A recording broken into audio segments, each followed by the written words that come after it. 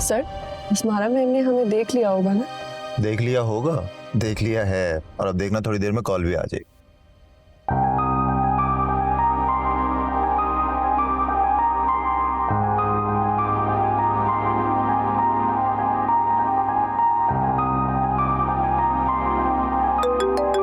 सी, आ गई कॉल उसकी।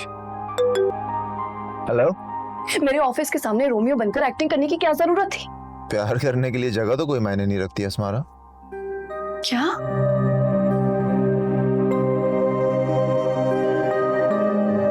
हारिस, मैं तुम्हें गलत समझी थी।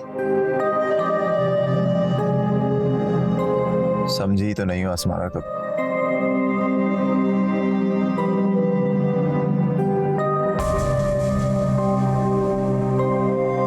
क्या हुआ सर? अस्मारा मैम रो रही थी क्या? यही तो प्रॉब्लम है यार, उसे रोते हुए नहीं देख सकता। ये आपकी मोहब्बत की शिद्दत है। आप उन्हें सच क्यों नहीं बता देते कि ये महज एक ड्रामा था? अभी नहीं, उसके इर्द गिर्द जो अना का खौल है ना, उसका टूटना बहुत जरूरी। अभी नहीं बता सकता। मोहब्बत को इतना नहीं आजमाना चाहिए कि वो अपनी शिनाख्ती खो बैठे। कितनी खतरनाक बातें करती हो तुम। लेकिन मेरी मोहब्बत का रंग इतना कच्चा नहीं है जो इतने आराम से उतर जाए। पूरी जिंदगी चाहिए उसे मिटाने के लिए। खौफनाक बातें तो आप भी बहुत करते हैं सर। कौन करता है आजकल की ऐसी मोहब्बत? ठीक है।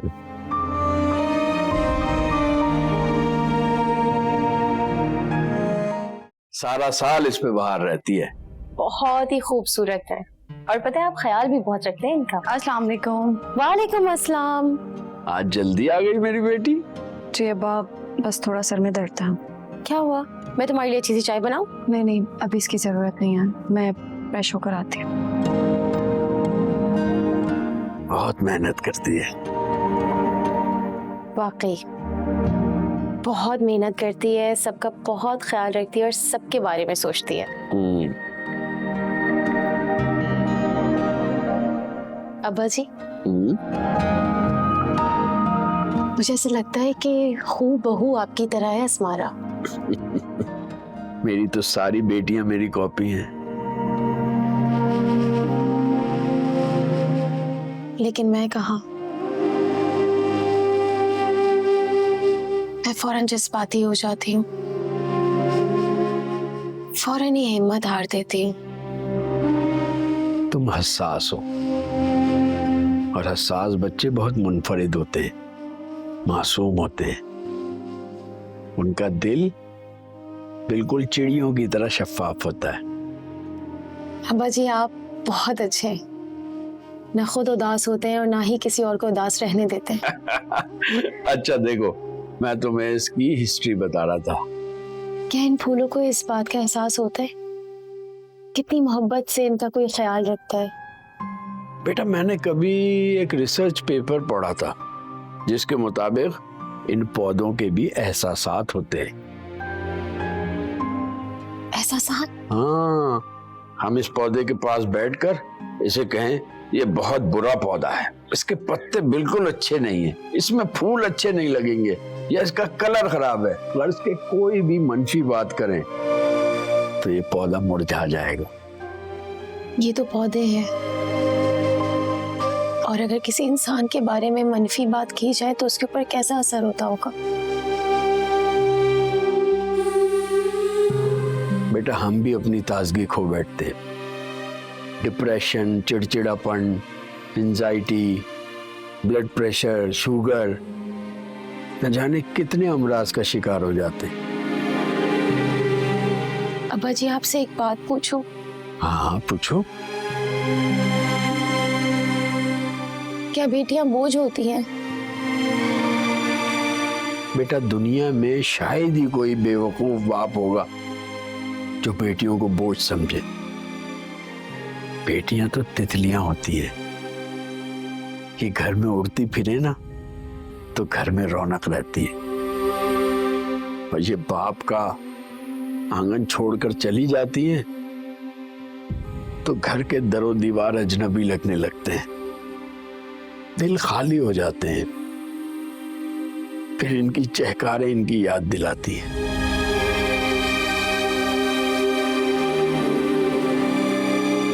अच्छा,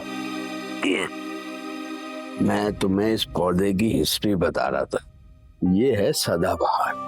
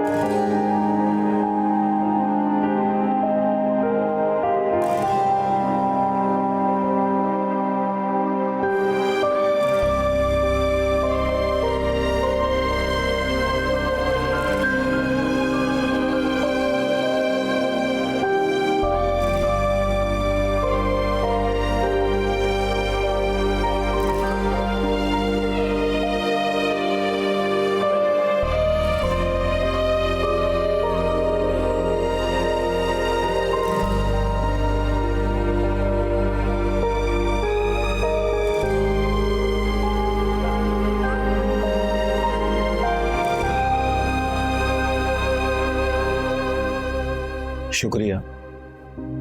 कोई बात नहीं। फरवा,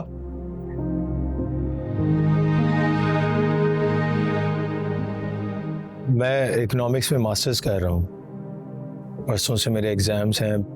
अगर तुम्हें पढ़ने के लिए कोई किताब चाहिए तो मुझे बता दो, मैं ला दूंगा। मेरे पास कुछ लिटरेचर की किताबें भी पढ़ी हैं। डॉक्टर तो मैं बन नहीं सकी, कुछ लोगों की मेहरबानी की वजह से। तो मैं बुक्स का क्या करूंगी? बल्कि तुम एक काम करो, मुझे ना कुरान पाक की तफसीर ला दो।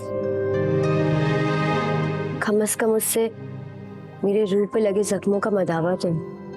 हाँ हाँ जरूर, उससे अच्छी तो कोई किताब है ही नहीं दुनिया में। वो पढ़ के तुम्हारी रूह को भी सुकून मिलेगा। बल्कि अगर तुम कहती हो तो मैं तुम्हारा बीएस ऑनर्स में एडमिशन करवा देता हूँ। मेरे पास कोई डॉक्यूमेंट्स ही नहीं पड़े हैं,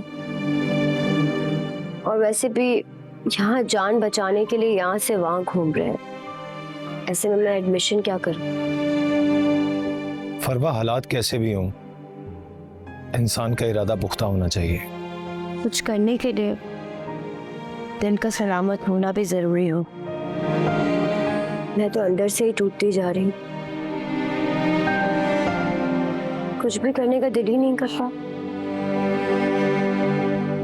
मैं मरते दम तक अपनी उस हरकत पर शर्मिंदा रहूंगा।